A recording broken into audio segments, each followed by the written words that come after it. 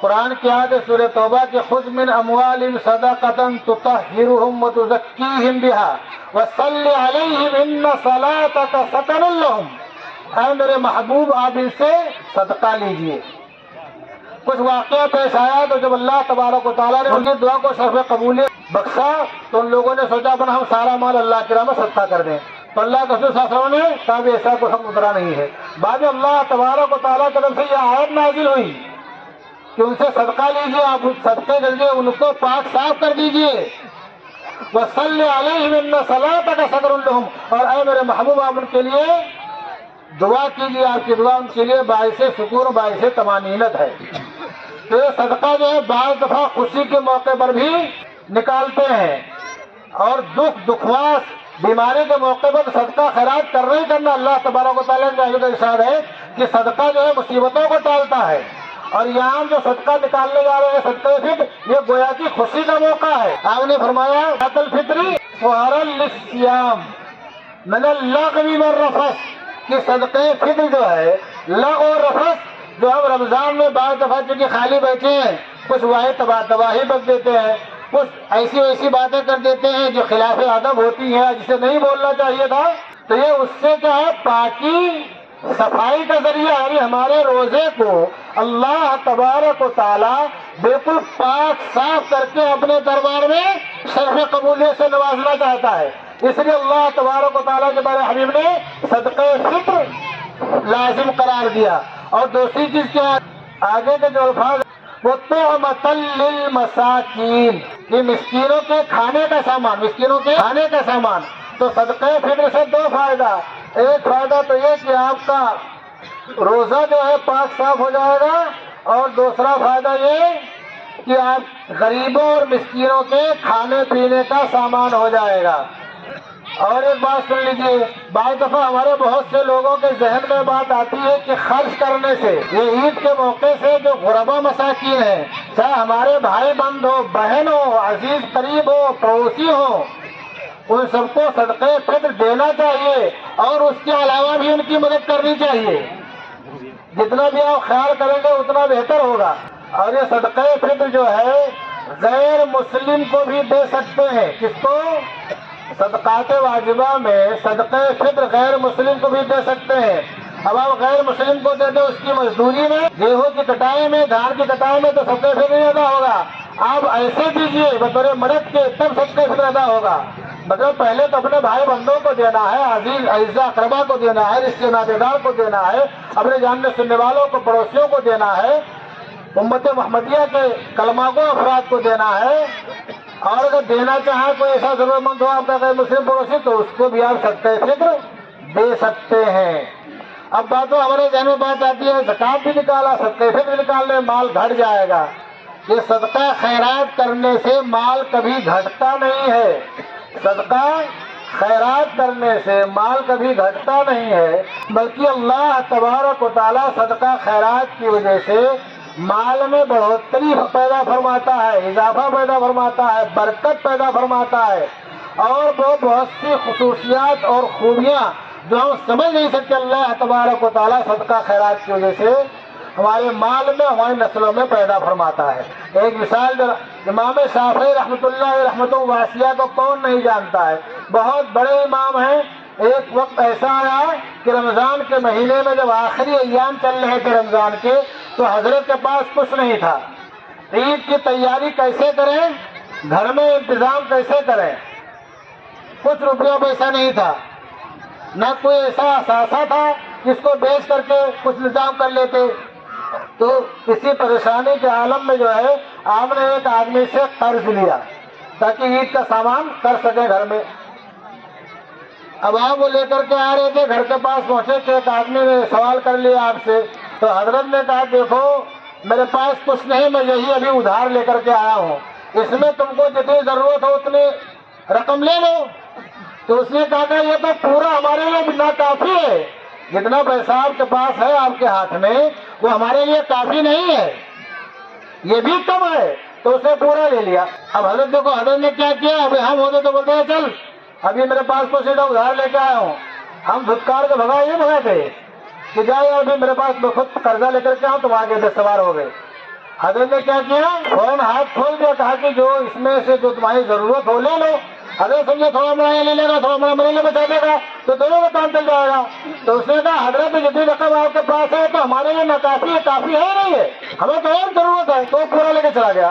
تو حضرت کی زبان پر کوئی شکوہ نہیں ہوا، کوئی گلا نہیں، اللہ کا شکر ادا کیا بھائی کسی کے کام آ گیا پیسہ جو ادھار لے کر کے آئے تھے۔ تھوڑی دیر کے بعد ایک وزیر اس زمانے میں تھے، ان کا نام تھا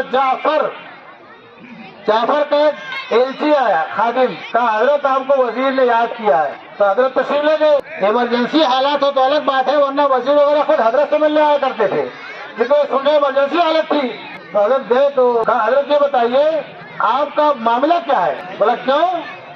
کہا کہ میں ایک آدمی کو آواز دے کے سنا ہوں خواب میں بار بار کہ امام شافعی کی خبر لو، امام شافعی کی خبر لو، تب سے میں پریشان ہوں، مجھے فرصت نہیں ملی، اسے موقع ملا تو فوراً میں نے آپ کے پاس اپنا آدمی بھیجا۔ آپ بتائیے واقعہ کیا ہے؟ مجھے بڑی بے چینی، بہت گھبراہٹ ہے۔ تو حضرت نے کوئی واقعہ نہیں ہے، ایسے ایسے معاملہ تھا، میرے پاس کچھ تھا نہیں، ادھار لے کے آیا تو ایک آدمی آ گیا سائڈ، تو اس کو ہم نے کہا وہ پورا لے کے چلا گیا، تو کوئی مسئلہ تو نہیں، اچھا کوئی بات نہیں۔ تو اس نے پہلے 500 دینار کیا سونے کا سکہ، پہلے 500 دینار دیا، پھر 500 دیا، پھر 500 دیا، پھر 500 دیا، کتنے دے؟ 2000 سونے کے سکے دیے۔ کتنے دیے؟ 2000 سونے کے سکے دیے۔ اب دیکھو کتنا خرچ کیا تھا، تھوڑی رقم ہی قرض لے کر کے آئے ہوں گے نا، اور وہ بھی درہم کی شکل میں رہی ہوگی رقم، یہ تو سونے کی شکل میں ہے۔ تو آپ نے جو خرچ کیا اس سے کئی گنا زیادہ اللہ تبارک و تعالیٰ نے آپ کے لیے انتظام فرما دیا۔ اور جو ہم یہ خرچ کرتے ہیں، خرچ کرنے سے گویا کہ ہم اپنے آپ کو نیک لوگوں میں شمار کرواتے ہیں، صلحاء میں، پرہیزگاروں میں، اللہ کے محبوب بندوں میں، اللہ کے خرچ کرنے والوں بندوں میں۔ اللہ تعالیٰ کیا کہتا ہے؟ الذین ينفقون اموالهم فی سبیل اللہ ثم لا يتبعون ما انفقوا منا ولا اذى لهم اجرهم عند ربهم ولا خوف عليهم ولا هم يحزنون۔ اس آیت کا خلاصہ کیا ہے؟ جو لوگ اللہ کی راہ میں مال خرچ کرتے ہیں اور اس کے بعد احسان نہیں جتلاتے ہیں، اگر آپ کسی غریب کو، کسی تنگ دست کو، اپنے بھائی بند کو، پریشان حال کو دے دو کبھی کچھ، تو آپ پر قیامت ٹوٹ پڑے پھر بھی نہ احسان جتلاؤ۔ ارے چل تیری میں نے مدد کیا تھا، مجھے بات کرنا ہوا ہے، تیرے اوقات کیا ہے؟ ہرگز مت بولو، یہ بول کر کے آپ اپنے صدقہ خیرات کو، اللہ کا جو اجر اللہ لا اس کا بکارت کر رہے ہیں۔ لا تبطلوا صدقاتکم بالمن والاذى، اللہ کے راہ میں خرچ کرتے ہیں، پھر اس کے بعد وہ نہ تو احسان جتلاتے ہیں اور نہ تانا تسنا دیتے ہیں۔ تو ان کے لیے کیا اللہ کے پاس اجر ہے، بدلہ ہے۔ اور اس کے آگے اللہ نے کیا فرمایا؟ ولا خوف علیہم ولا هم يحزنون، نہ تو ان پر کوئی خوف ہوگا، اندیشہ، خوف مطلب آئندہ کی زندگی کا اندیشہ، ولا هم يحزنون، نہ ان کو کوئی غم ہوگا، جو زندگی گزر گئی اس پر بھی ان کو کوئی غم نہیں ہوگا۔ تو مطلب کہ وہ آدمی نیک و صالح ہوا کہ نہیں ہوا، تبھی تو اس کو کوئی الا ان اولیاء اللہ لا خوف علیہم ولا هم يحزنون، کہ اللہ کے جو اولیاء ہیں، نیک بندے ہیں، نہ تو ان پر کوئی خوف ہوگا، نہ وہ غمگین ہوں گے۔ یہ کس کی صفت ہو جائے گی؟ اس کی اولیاء کی صفت ہو جائے گی، خرچ کرنے سے، خفیہ خرچ کرنے سے، اللہ کے پریشان حال بندوں کی مدد کرنے سے۔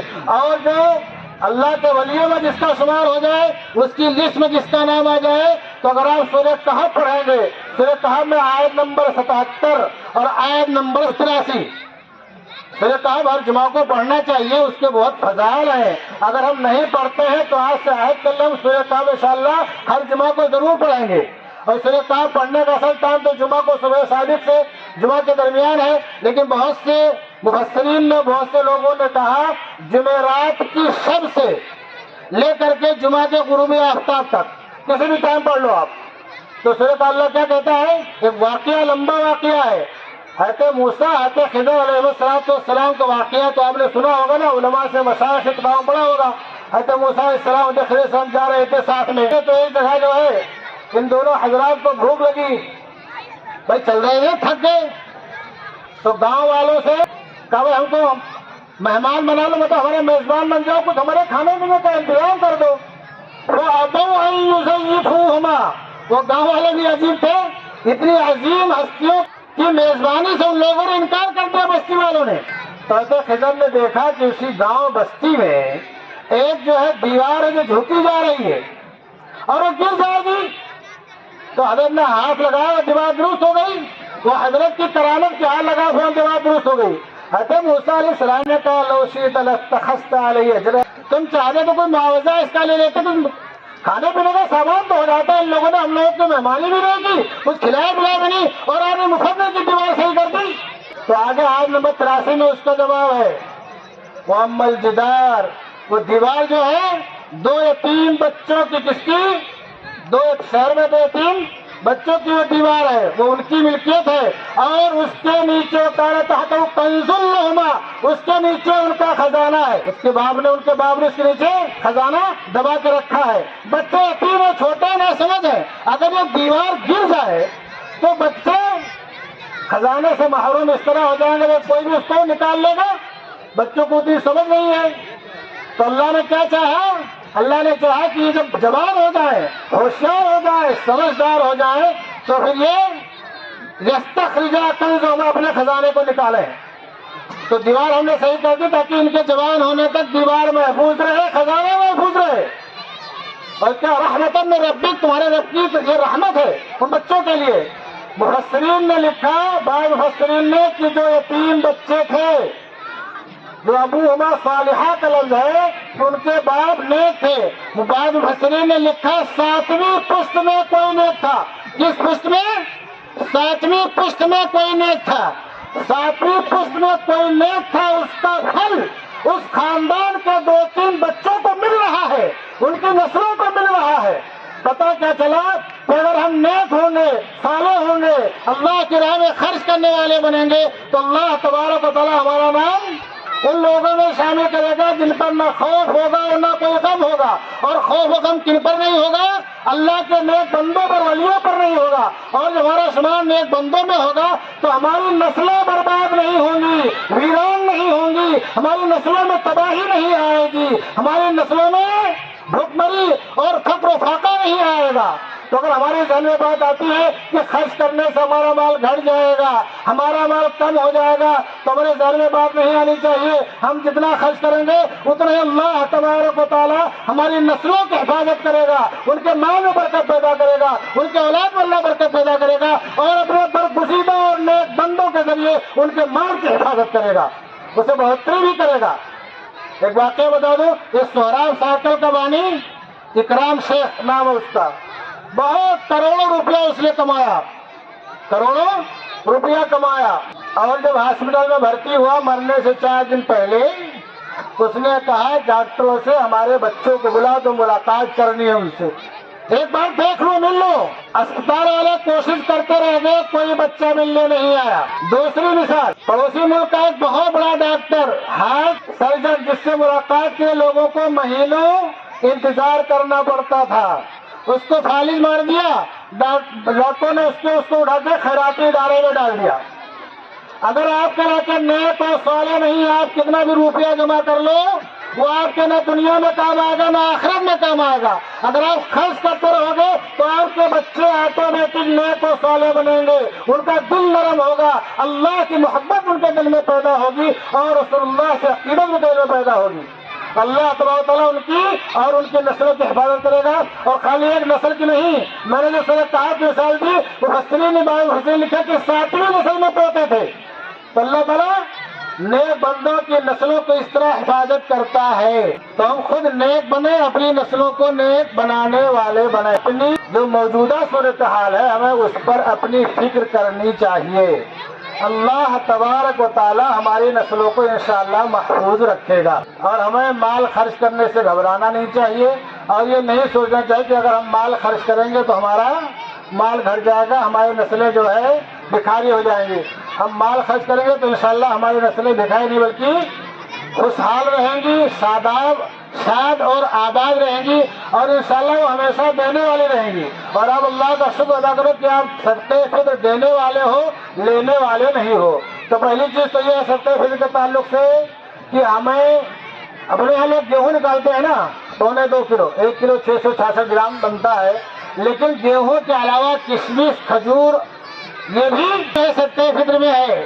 تو جن لوگوں کو اللہ تبارک و تعالیٰ نے نوازا ہے، جن کے گھروں میں افطاری میں 1200 اور 2200 اور 800 900 روپیہ کلو کھجور رہتی ہے، جن کے گھروں میں مہمان کے آنے پر کاجو اور بادام اور پستہ ناشتے میں پیش کیا جاتا ہے، وہ 2 روپے 3 روپے والا ہو، دال موٹ نہیں، ان کو چاہیے کہ گیہوں پر اکتفا نہ کریں، گیہوں پر اکتفا نہ کریں، بلکہ کھجور اور کشمش کے حساب سے صدقہ فطر نکالنے کی کوشش کریں، تاکہ ہمارا جو غریب بھائی ہے کم سے کم ایک دن اس کے یہاں خوشی منائی جا سکے، اس کی ایک دن کی مکمل دہاڑی کا سامان ہو سکے، ایک دن مکمل اس کے گھر میں خوشی منائی جا سکے۔ ہمارے ایک ساتھی نے بتایا کہ ایک آدمی رہتا ہے 7 کروڑ کا، 7 کروڑ کے مکان، بمبئی کی بات ہے، 7 کروڑ کا اس کا فلیٹ ہے، اور وہ نکالتا کتنا ہے؟ 100 روپیہ۔ کتنا نکالتا ہے؟ 100 روپیہ۔ تو ہم نے کہا اس کو سمجھا بھائی، اس کی جو حیثیت ہے ویسے حساب سے نکالے۔ اور بہت سے ایسے لوگوں کو جانتا ہوں میں جو صدقے فطر گیہوں اور جو سے بھی نہیں نکالتے ہیں، جو کیا ہے 3.5 کلو کھجور، 3.5 کلو کشمیر میں 3.5 کلو، 3.5 کلو سے کچھ وزن تھوڑا کم ہوتا ہے، 3 کلو 272 گرام ایسے کچھ ہوتا ہے، لیکن 3.5 کلو پکڑتے ہیں۔ تو میں ایسے لوگوں کو جانتا ہوں کہ تینوں چاروں میں سب سے مہنگی چیز ہوتی ہے، اسی کے حساب سے صدقے فطر نکالتے ہیں، جبکہ ان کی حیثیت اتنی زیادہ نہیں ہے۔ بولتے مولانا سال میں ایک ہی بار پہ نکالنا ہے، اور پھر ہمارے روزے میں جو کچھ کمی زیادتی اللہ اس سے پورا کرے گا، اور ہمارے غریب بھائی کے کھانے کا انتظام ہو جائے گا، تو کیوں نہ ہم کھجور کے حساب سے، کشمش کے حساب سے صدقہ فطر نکالیں۔ تو میں اپنی حیثیت بھی دیکھ لیجیے صدقہ فطر نکالنے کے وقت۔ اور اہم بات کیا ہے، ہمیں اس بات کا انتظار نہیں کرنا چاہیے کہ ہمارے گھر پہ لوگ لینے آئے، نماز سے پہلے، عیدگاہ آنے سے پہلے ہمیں صدقہ فطر نکال دینا چاہیے۔ اللہ تبارک و تعالیٰ ہم تمام لوگوں کو جناب صلی اللہ علیہ وسلم کے سنتوں پر عمل کرنے والا بنائے، اور آپ کے طریقے کو زندہ کرنے والا بنائے۔